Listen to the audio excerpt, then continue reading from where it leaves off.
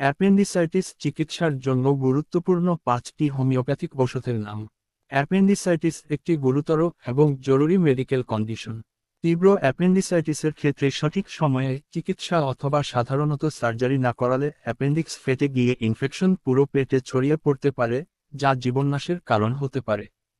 Appendicitis চিকিৎসার জন্য homeopathic ঔষধ বিশেষভাবে কার্যকরী এবং পার্শ্ব প্রতিক্রিয়া নেই। হোমিওপ্যাথিতে রোগীর শারীরিক ও মানসিক লক্ষণ এবং সমস্যার ধরন দেখে ঔষধ নির্বাচন করা হয়।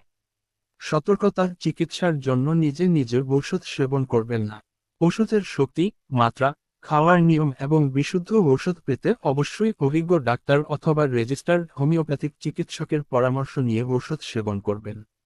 অ্যাপেন্ডিসাইটিস চিকিৎসার জন্য প্রথম সারির 5টি ঔষধের নাম: 1. বেলেডোনা। 2. ব্রায়োনিয়া। 3. আইরিস্টেনেক্স। 4. কলোসিন্থো। 5. মার্টিউরিয়াস কলোরোসিভাস। নিয়মিত হোমিওপ্যাথিক চিকিৎসা বিষয়ে জানতে এবং চিকিৎসা নিতে অথবা তথ্যটি ভালো লাগলেই অন্যদের সাথে শেয়ার করে নিতে পারেন ও আপনার মতামত কমেন্টে জানান।